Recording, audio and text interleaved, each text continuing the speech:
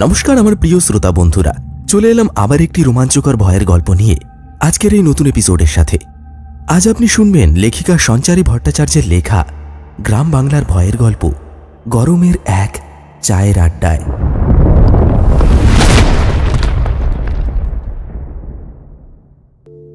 সে বছর গরমটা একটু বেশি যেন তার গাম্ভীর্যের দাপট ছড়িয়ে বেড়াচ্ছিল আকাশে বাতাসে। গ্রীষ্মের দাবদাহে সমস্ত মানুষের প্রাণ একেবারে অতিষ্ঠ হয়ে উঠেছে। তার উপর আবার জমির ফসল কাটার সময় এটা। সারাদিন মাঠে ঘাটে খাটাখাটনির পর গ্রামের মানুষগুলো সন্ধ্যার পর একটু গ্রামের সকলের প্রিয় রতনদার চায়ের দোকানে বসে একটু গল্পগুজব করছিল। এমন সময় নিতাই বিশ্বাসের ছেলে বিনোদ এসে আড্ডার মাঝে বলে উঠল, রতনদা, আজকে তোমার চায়ের আসরে আমরা চলে এসেছি, কিন্তু তোমার মুখ থেকে গল্প শুনবো বলে। এখন কিন্তু তুমি আমাদেরকে নিরাশ করতে পারবে না, এই বলে দিলুম। রতনদা বললেন, সে কি বাপু, গল্প আর আমি বাপু তোমাদের মতো অত লেখাপড়া জানি না, সাজিয়ে গুছিয়ে গল্প বলতে পারবো না। ও সব হবে না রতনদা, গল্প তো তোমাকে বলতেই হবে, এবারে আর ছাড়াছাড়ি নেই। পাশ থেকে নীলেশ বলে উঠল, রতনদা, সেদিনকে তো ওই লোকটাকে মানে ওই দিনুর মেয়েটাকে কি সুন্দর করে একখানা গপ্প বলেছিলে। মেয়েটাকে পরে জিজ্ঞাসা করেছিলাম, সে তো বলছিল তুমি নাকি ওকে একখানা ভূতের গল্পই বলেছ। তাহলে এখন কেন পিছনে সরে যাচ্ছ? এরকম করলে কিন্তু ভালো হবে না বলে দিচ্ছি। রতনদা আর পারলেন না, সকলে যে একেবারে নাছোড় বান্দা। তিনি বললেন, আচ্ছা বেশ বেশ বেশ, তোমরা দেখি একেবারে দস্তকনামা নিয়ে হাজির হয়েছ, যাতে আমি পালাতে না পারি। পালাতে গেলেই পাকড়াও করবে, তাই তো? হ্যাঁ, ঠিক তাই। আরে বাবা, গল্প বলতে আবার পড়ালেখার দরকার পড়ে নাকি? গল্প তো নিজের মতন করেও বলা যায়, যেটা যেটা মনে আসছে বলে দেবে, ব্যাস। তোমার জীবনে তো কত ঘটনা ঘটেছে। সেই গ্রামের বাড়িতে এক বৌদির সাথে কি একটা ঘটেছিল জানো? বৌদির সাথে যেটা ঘটেছিল সেটা তো আমার নিজের জীবন দিয়ে পরখ করা গো। ওটা তো আমারই চোখের সামনে ঘটেছিল। সেদিন যদি পলাশের বাবা আমার হাতটা ধরে না টানতেন, তাহলে আজকে হয়তো ট্রেনের তলায় চলে যেতাম। কথাটা শুনে ওখানে উপস্থিত সকলেই চমকে উঠল। রতন বলল, আরে হ্যাঁ গো, ট্রেনের তলাতেই চাপা পড়ে মরতাম সেদিন। ওই বৌদি মানে নীলু বৌদির কথা বলছি। সে যে বেঁচে নেই তাই জানতাম না আমি, পরে জানতে পেরেছিলাম। ওরকম একটি ঘটনা ঘটলে তো জানতেই হবে, না জেনে আর উপায় কি। তবে আমি নিজের চোখের সামনে সেদিন নিজের মৃত্যুকে দেখেছিলাম। তবে ওই যে বলে না, মৃত্যু যদি কপালে না থাকে তাহলে তীর একেবারে বুকের পাশ ঘেঁষে বেরিয়ে যায়, তবুও কোনো ক্ষতি হয় না। এই ব্যাপারটাও ছিল বা কিছুটা সেই রকমই। সকলে রতনের কথাটা শুনে গল্পটা শুনবার জন্য আরো উদ্গ্রীব হয়ে উঠল। তখন রতন বলল, বেশ, তাহলে তোমরা বরং আমার হাতে চা খেতে খেতে আজকের এই গল্পটা শোনো। তোমাদের সকলের কাছ থেকে উৎসাহ পেয়ে আমিও খুব খুশি হয়েছি। কোনো দিনও যে কাজ করিনি, আজকে সেই কাজ করতে চলেছি। চা বিক্রির বাইরেও যে আমার জীবনে উপভোগের জন্য কিছু থাকতে পারে সেটা ভুলেই গেছিলাম। তোমাদের আশা ও ভরসাতেই এখন সবটা ঠিক হয়ে গেছে বলতে পারো। যাক, শোনো তবে সেই কাহিনী। রতনদা সকলের হাতে পেয়ালাটা ধরিয়ে দিলেন। চায়ে একটা চুমুক দেওয়ার সাথে সাথেই আকাশের কোণে কোথাও যেন এক টুকরো মেঘ গর্জন করে উঠল। বিনোদ বলে উঠল, ওই দেখো রতনদা, সোনায় একেবারে সোহাগা হয়ে গেল। আকাশে মেঘের গর্জন, সাথে ঝমঝমিয়ে বৃষ্টি, সব মিলিয়ে দারুণ জমে যাবে, কোনো চিন্তাই নেই। নাও নাও, ভগবান স্বয়ং আজ আমাদের পক্ষে রয়েছেন, ভয় কিসের? এমন আবহাওয়া না হলে কি আর ভূতের গল্প জমে? নাও নাও, এবারে শুরু করো দেখি। সকলেই মজলিস করে চা খেতে শুরু করলেন। রতনদাও গল্পের ভিতরে প্রবেশ করলেন। ওদিকে মেঘের গর্জন অব্যাহত রইল। তিনি বলে চললেন, সেবারে আমাদের গ্রামে মানে পাইকনাড়া গ্রামে মড়ক লেগেছিল। গ্রামের বেশিরভাগ লোকই মারা যাচ্ছিলেন। তাদের কার সাথে যে কি ঘটে চলেছিল কেউ জানে না। কেন যে এভাবে মানুষ মারা যাচ্ছিল সেটাও কেউ নিশ্চিন্তভাবে বলতে পারছিল না। একদিন গ্রামে এরকমই একটি ঝড়ের সন্ধ্যের সময় পঞ্চায়েতের তরফ থেকে একটি বৈঠকের আয়োজন করা হলো। সকলে সেই বৈঠকে উপস্থিত হলো। আমিও সেদিন গেছিলাম বলতে পারো। সেখানে গিয়ে দেখি সকলের জমায়। ওখানে এক সাধু বাবাও এসে হাজির হয়েছিলেন। তিনি হঠাৎ আলোচনার মাঝে নিজের গম্ভীর কণ্ঠে বলে উঠলেন, মরবে, মরবে, সব মরবে। এই গ্রামের আর কেউ বেঁচে থাকতে পারবে না। এই কথা শুনে ওখানে উপস্থিত সকলেই ভীষণ ঘাবড়ে গেলেন। এরপরে মোড়ল মশাই বললেন, এসব কি বলছেন আপনি? এমনিতেই গ্রামে মরক, তারপরে আবার আপনার মুখে এমন কথা, ইয়ার কি মারছেন নাকি? সাধু রেগে মেগে অস্থির হয়ে উঠে দাঁড়ালেন। তারপর বললেন, বামাচরণ কোনোদিনও মিথ্যে কথা বলে না। এর প্রমাণ তোরা খুব তাড়াতাড়ি পাবি। এই বলেই উনি ওই আসর থেকে বেরিয়ে যাবেন। এমন সময় হঠাৎ মেঘটা গর্জে উঠল। সাথে সাথে তার নজর পড়ল আমার দিকে। দেখলাম তার লাল চোখ দুটো আমারই দিকে স্থির হয়ে রয়েছে। উনি চিৎকার করে হাসতে শুরু করলেন।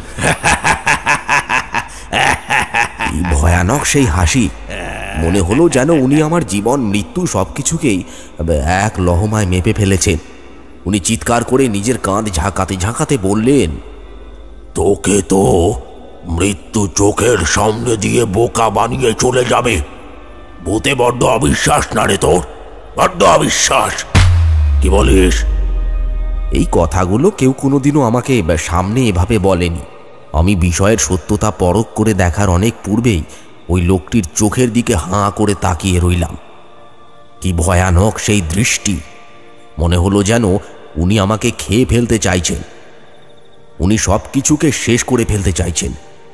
আমি ক্রমেই পিছনের দিকে সরে যেতে লাগলাম, আর উনি ওনার জটাধারী চেহারা আর হাতের ওই ত্রিশূলটিকে নিয়ে আমার দিকে এগোতে থাকলেন। এরপরে উনি আমাকে উদ্দেশ্য করে বললেন, যা বললাম মিলিয়ে নিস। খুব সাবধান, খুব তাড়াতাড়ি এর হদিশ পাবি তুই। যা নেই তাও আমাদের পাশেই আছে, খুব কাছেই আছে। এটা মনে রাখিস, মনে রাখিস তুই। বিশ্রীভাবে হাসতে হাসতে সেদিন অন্ধকারের মধ্যে মিলিয়ে গিয়েছিলেন ওই সাধু। আমি তো কোনো কিছুই আন্দাজ করে উঠতে পারিনি। কেবল দাঁড়িয়ে থর থর করে কাঁপছিলাম আর ভাবছিলাম, এমনটাও কি সত্যি হতে পারে? আর যদি হয়ও, তাহলে কি করব? বাজের শব্দটা বারে বারে সেদিন হৃদয়ে আঁচড় কাটছিল। তবুও সকলের সামনে বীরো দর্পে আমি বলে উঠলাম, আমি এখান থেকে সরে যাচ্ছি। আসলে শরীরটা একেবারেই ভালো নেই, ভীষণ অস্বস্তি হচ্ছে। আমি পরে আপনাদের সাথে আলোচনা করব, এখন আসলাম। এই বলেই সেদিন রাস্তা দিয়ে বাড়ির উদ্দেশ্যে রওনা হয়ে গিয়েছিলাম। পথে যেতে যেতে একটা কালো কুকুরের মুখোমুখি হলাম। দেখলাম ওই কুকুরটা আমার দিকে হিংস্রভাবে তাকিয়ে আছে। দাঁত মুখ খিঁচিয়ে সেটি ভৌ ভৌ করে চিৎকার করতে করতে আমার দিকে এগিয়ে আসতে শুরু করলো। আমি যতবার রাস্তা থেকে ঢিল তুলে তাঁর দিকে ছুড়ে দেওয়ার চেষ্টা করতে থাকলাম, ততবারই সেই প্রয়াস ব্যর্থ হতে শুরু করলো। কুকুরটা যে আমাকে উদ্দেশ্য করে এগিয়ে আসছে এই বিষয়ে আমি একেবারে নিশ্চিত হয়ে গেলাম। এরপরে প্রাণপণে দৌড়তে শুরু করলাম। দৌড়তে দৌড়তে গ্রামের শ্মশানের একেবারে সামনে গিয়ে উপস্থিত হলাম। আবারও মেঘটা জোরে ডেকে উঠল। শ্মশানের পাশেই ছিল নদী। নদীর ধার ঘিরেই শ্মশানখানা গড়ে উঠেছিল। ওই পথ ধরেই আমি দৌড়তে শুরু করলাম। দৌড়তে দৌড়তে একটা জায়গায় গিয়ে আটকে পড়লাম। দেখলাম সামনে একটা বড় গাছ। ওই গাছটির পাশ ঘেঁষেই দেখলাম একটা লম্বা মতো ছায়া দাঁড়িয়ে আছে। প্রথমে মনে হয়েছিল যে গাছের ডালেরই ছায়া পড়েছে বোধহয়, কিন্তু ধীরে ধীরে ছায়াটা গাছের অন্ধকার থেকে বেরিয়ে যখন চলতে চলতে আমারই দিকে আসতে আরম্ভ করলো, তখন আমার মুখ দিয়ে আর একটিও শব্দ সরতে পারল না। এদিকে পিছনে কুকুরটা তখন এগিয়ে আসতে শুরু করেছে, জোরে জোরে ডাকছে। হঠাৎ দেখলাম সেও ওই গাছটার সামনে এসে একেবারে ল্যাজ গুটিয়ে ফেলল।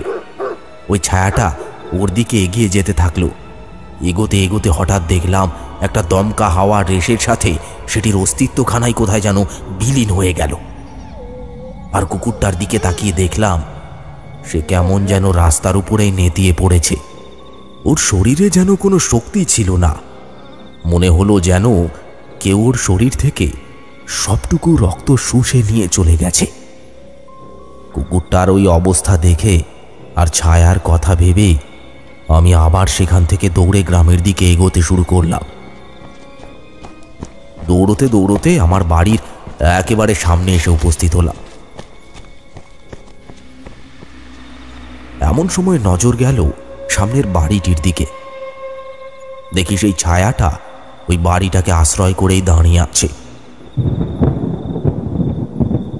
ওই বাড়িটা কার বাড়ি ছিল জানো?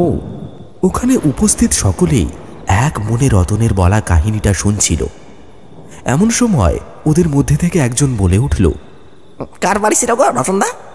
রতনদা বললেন, সেটা আর কারুর বাড়ি নয়, সেটা ছিল ওই নীলু বৌদির বাড়ি। ওই ছায়াটা সেই গাছের কোটর থেকে বেরিয়ে আমার সাথে সাথেই যে গ্রামে সেদিন প্রবেশ করেছিল সেটা আমি স্পষ্ট দেখতে পেয়েছিলাম। এরপর থেকেই আমার শরীরটা কেমন যেন অস্থির হতে শুরু করলো। বাড়িতে ফিরে এলাম, এসেই হর হর করে বমি করে ফেললাম।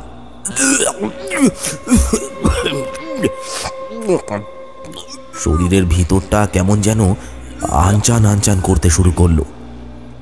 এ কথা শোনা মাত্রই সকলে চমকে উঠলেন। এরপরে বিনোদ রতনকে উদ্দেশ্য করে জিজ্ঞাসা করল, সে কি রতনদা? তাহলে কি সেই ছায়ার প্রভাব তোমার উপরেও পড়েছিল নাকি? রতনদা ঢোক গিলে বললেন, সে কথা আমি ঠিক বলতে পারবো না, কারণ এই বিষয়ে আমার পূর্বে কোনো ধারণাও ছিল না। এরপরে আমি কয়েকদিনের জন্যে আমার মামার বাড়িতে চলে গিয়েছিলাম। এমনিতেই গ্রামের অমন অবস্থা ছিল, তার উপরে আবার গ্রামের মধ্যে মড়ক লেগেছিল, ফলে চারিদিক থেকেই একটা সমস্যা এসে দাঁড়িয়েছিল আমার জীবনে। তাই আমি ভেবেছিলাম যে করেই হোক আগে নিজের প্রাণ বাঁচাতে হবে, তারপরে সব কিছু, না হলে যে কোনো কিছুই আর হবে না। এই ভেবেই আমি মামার বাড়ির উদ্দেশ্যে রওনা হয়ে গিয়েছিলাম। তোমরা তো জানোই, ছোটবেলাতেই আমি আমার মা আর বাবাকে হারিয়ে ফেলেছিলাম। বড় পিসির কাছে মানুষ হয়েছিলাম। বড় পিসি ছিলেন অবিবাহিতা। তিনি আমাকে নিজের সন্তানের মতো কোলে পিঠে করে মানুষ করেছিলেন, তাই কোনোদিনও মা বাবার অভাব আমি বুঝতে পারিনি। তবে এখানেই বিষয়টা শেষ নয় গো, এর পরেও ছিল। আমি মামার বাড়িতে চলে যাওয়ার পরে এক মর্মান্তিক ঘটনা ঘটল।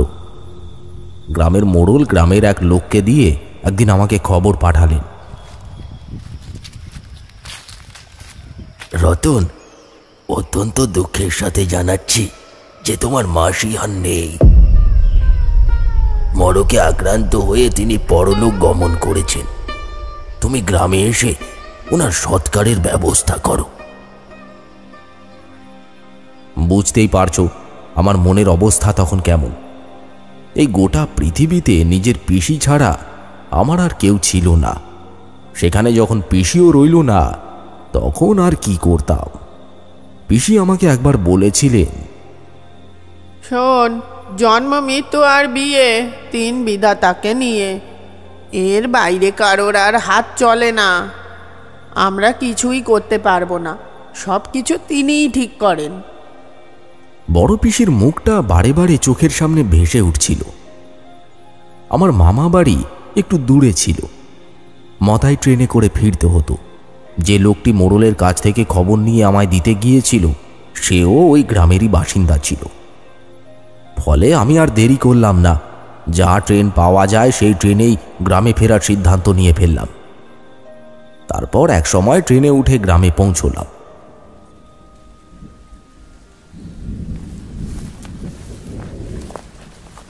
তখন সন্ধে পেরিয়ে প্রায় রাত হয়ে যায়। স্টেশনটা খুব একটা বেশি জমজমাট ছিল না। এমনিতেই গ্রামের স্টেশন, তার উপর আবার মেঘ ডাকছে, বৃষ্টি পড়ছে। এই অবস্থায় স্টেশনে আর কতজন মানুষেরই বা ভিড় হতে পারে। আমি ট্রেনটার থেকে নেমেই প্ল্যাটফর্ম ধরে হাঁটতে হাঁটতে ওই সাধুর কথা স্মরণ করতে লাগলাম। তোর তাড়াতাড়ি ভূত দর্শন হবে। এই গ্রামে সকলে মরবে, সকলে, কেউ বেঁচে থাকবে না। এসব কথাগুলো যেন একসাথে জটলা পাকিয়ে আমার মাথার মধ্যে ঘুরপাক খেতে শুরু করলো। এমন সময় হঠাৎ করে একটা ট্রেনের সাইরেনের শব্দ শুনতে পেলাম। সেদিকে নজর পড়তেই দেখলাম পাশের লাইনে খানিকের দূরত্বে দূরপাল্লার একটি ট্রেন ধূম্র গতিতে সজোরে ছুটে আসছে। ট্রেনের থেকে উত্থিত আলোটা লাইনের উপর পড়েছিল। সেই আলোতেই দেখলাম একজন মহিলা ট্রেনের দিকে ধুমধুমার গতিতে ছুটে চলেছে। মহিলাটিকে পিছন থেকে দেখে বড্ড চেনা চেনা লাগছিল। উনি ঠিক কে এটাই আন্দাজ করে উঠতে পারছিলাম না। আমিও বিষয়টাকে ভালো করে পরখ করে দেখবার জন্যে লাইনে নেমে পড়লাম। এরপরে কৌতূহলবশত লাইন পার করে উল্টো দিকের লাইনের রাস্তা ধরে সোজা সেদিকেই এগিয়ে যেতে লাগলাম। কিছুটা দূরে যাওয়ার পরেই যখন মহিলাটির খুব কাছে পৌঁছলাম তখন দেখলাম সে আর কেউ নয়, সে স্বয়ং আমার পরিচিত নীলু বৌদি। নীলু বৌদির বাড়ির সামনেই ওই ছায়াটিকে শেষবারের মতো আমি দেখতে পেয়েছিলাম। তবে কি ওই ছায়াতেই মৃত্যুর প্রতীকী হিসেবে নীলু বৌদির জীবনহানির সংকেত দিতে এসেছিল? এসব কথা মাথার মধ্যে ঘুরপাক খেতে শুরু করলো। কিন্তু এগুলিকে দূরে সরিয়ে রেখে আমিও সজোরে ওই ছায়াটিকে লক্ষ্য করে এগিয়ে যেতে শুরু করলাম। জোরে জোরে চিৎকার করে ডাকতে লাগলাম, নীলু বৌদি, আমার কথা শুনতে পাচ্ছ? ও নীলু বৌদি! ট্রেনের আলোটা যেন আরো তীক্ষ্ণ হয়ে লাইনের ওপরে পড়তে শুরু করলো। সেই আলোর ঝলক আমার শরীরের উপরেও এসে পড়ল। জোরে জোরে ট্রেনটি সাইরেন মারতে শুরু করল। কিন্তু আমার দৃষ্টি তখন স্থির হয়ে রয়েছে কেবল নীলু বৌদির উপরে। তাকে যে করেই হোক রক্ষা করতেই হবে। তিনি ছাড়া যে নিজের মৃত্যুর কথাও তখন বিন্দুমাত্র মনের মধ্যে ভিড় করছিল না। সব যেন তালগোল পাকিয়ে যেতে শুরু করলো। সেই সাধু আমাকে বলেছিলেন, মৃত্যুর খুব কাছে পৌঁছে যাবি তুই, মৃত্যু তোকে ছুঁয়ে বেরিয়ে যাবে, ভূত দেখবি, ভূত।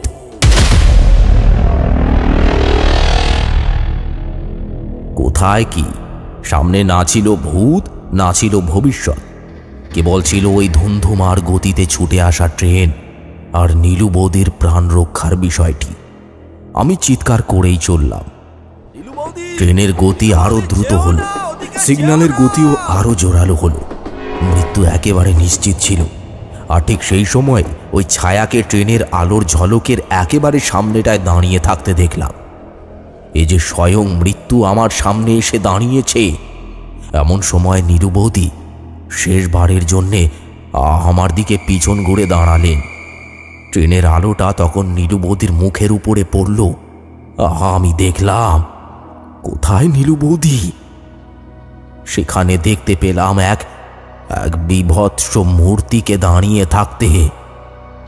সে মূর্তি কেমন যে দেখতে তা ভাষায় বর্ণনা করা যায় না। কদাকার, কুৎসিত, মাথাটা থ্যাঁতলানো, মুখমণ্ডল থেকে ক্রমাগত গড়িয়ে পড়ছে টপ টপ করে রক্ত। শরীরের পোশাকে রক্ত শুকিয়ে গিয়ে সে এক বিভৎস প্রতিচ্ছবি আমার চোখের সামনে। ওখানে নীলু বৌদির কোনো অস্তিত্ব আমি কোথাও খুঁজে পেলাম না। ততক্ষণে সেই ট্রেন একেবারে আমার সামনে এসে উপস্থিত হয়েছে। ট্রেনের আলোটা আমার মুখের উপরে সজোরে পড়বার সাথে সাথেই দেখলাম নীলু বৌদি সেখান থেকে গায়েব হয়ে গেলেন। কোথাও তাঁর সেই চেহারাটিকে আর দেখতে পেলাম না। এতক্ষণ যে মানুষটার অস্তিত্ব আমার চোখের সামনেই নজর করতে পারছিলাম, সেই মানুষটাকে আর সেখানে দেখতে পেলাম না। আমার আর ওই ট্রেনের মাঝখানে যে এতক্ষণ একটা সূক্ষ্ম ব্যবধানের কাজ করছিলেন, তিনি এখন গায়েব, সম্পূর্ণ গায়েব। তাকে আর কোথাও খুঁজে পেলাম না। ট্রেনটা সাইরেন দিতে দিতে যখন একেবারে আমার সামনে এসে পড়ল, তখন আমিও মৃত্যুকে আলিঙ্গন করবার উদ্দেশ্যে চোখ দুটোকে বন্ধ করে ফেললাম। কিন্তু ঠিক সেই সময় মনে হলো কেউ যেন আমার হাতটাকে শক্ত করে ধরে একটা হ্যাঁচকা টান দিল। সেই টানটিকে অনুভব করতেই দেখলাম আমার চোখের সামনে দাঁড়িয়ে রয়েছে এক বয়স্ক ভদ্রলোক। এতক্ষণে সম্বিত ফিরল। বুঝলাম সেটি পলাশের বাবা। তিনি আমাকে জড়িয়ে ধরলেন, তারপর বললেন, আরে শান্ত হ রতন, শান্ত হ। আজকে আমি না থাকলে তো তুই শেষ হয়ে যেতিস, পুরোপুরি শেষ হয়ে যেতিস। কোথাও আর তোর কোনো অস্তিত্ব খুঁজে পাওয়া যেত না। আমিও ফুঁপিয়ে ফুঁপিয়ে কাঁদতে লাগলাম। বুঝলাম সাধুর বলা প্রতিটি কথাই সত্যি প্রমাণিত হয়েছে। মৃত্যু আমার ধার ঘেঁষে আজকে চলে গিয়েছে। নীলু বৌদির কথা পরে জিজ্ঞাসা করেছিলাম পলাশের বাবাকে। তিনি বলেছিলেন নীলু বৌদি নাকি অনেক কাল আগেই মারা গিয়েছেন। যেদিন আমি গ্রাম ছেড়ে চলে যাই তার কয়েকদিনের মধ্যেই নাকি তাঁর কুটিরে তাকে মৃত অবস্থায় পাওয়া গিয়েছিল। রহস্যজনকভাবে নীলু বৌদির মৃত্যু ঘটেছিল। এরপরে নাকি আরও বেশ কয়েকটি বাড়ির সামনে ওই কালো ছায়াটিকে দেখতে পাওয়া গিয়েছিল। যেখানে যেখানে সেটির উপস্থিতি খুঁজে পাওয়া গিয়েছিল সেই ভিটের কেউই নাকি জীবিত নেই। বিষয়টা আমার চোখের সামনে ফুটে উঠতেই আমি যেন আরো ভয় পেয়ে গিয়েছিলাম। ভয়েতে আমার হাত পা একেবারে ঠান্ডা হয়ে গিয়েছিল। আমি এর কোনো উপযুক্ত কারণ খুঁজে বার করতে পারিনি। শুধু এটুকু বুঝেছিলাম ওটা নীলু বৌদি ছিল না, কোনো বিদেহী আত্মাই ছিল। আর সেই ছায়া সঙ্গীকে সেদিন ওই ট্রেনের সামনে দেখতে পাওয়ার বিষয়টিও কোনো সাধারণ বিষয় ছিল না। এর অর্থ ছিল ওই ছায়াটি আমারও মৃত্যুর কারণ হতেই এসেছিল। তবে পলাশের বাবাকে পাঠিয়েছিলেন স্বয়ং মহাদেব, না হলে সেদিন আর প্রাণে বাঁচতে পারতুম না, বুঝলে? পলাশের বাবা সবটা শোনার পর এই রকমই হতবাক হয়ে গিয়েছিলেন। এই ছিল সেই কাহিনী, বুঝলে? এতক্ষণ ধরে সকলেই বেশ মনোযোগ সহকারে রতনদার ওই কাহিনীটি শুনছিলেন। এরপর সকলেই ভয়েতে একেবারে শিউরে উঠে ওই বৃষ্টি আর মেঘের গর্জনকে মাথায় নিয়েই সেদিন রাতে বাড়ির দিকে রওনা হয়ে গিয়েছিলেন। তবে রতনদা যে গল্প বলতে পারেন না, এই বিষয়টি একেবারেই মিথ্যে প্রমাণিত হয়ে গিয়েছিল। বরং তিনি যে অনেকের থেকে অনেক বেশি ভয়ঙ্কর কাহিনীর আস্বাদ মানুষকে পাইয়ে দিতে সক্ষম হয়েছেন, সেই বিষয়টি সেদিন সেখানে উপস্থিত সকলেই আন্দাজ করে ফেলতে পেরেছিলেন বৈকি।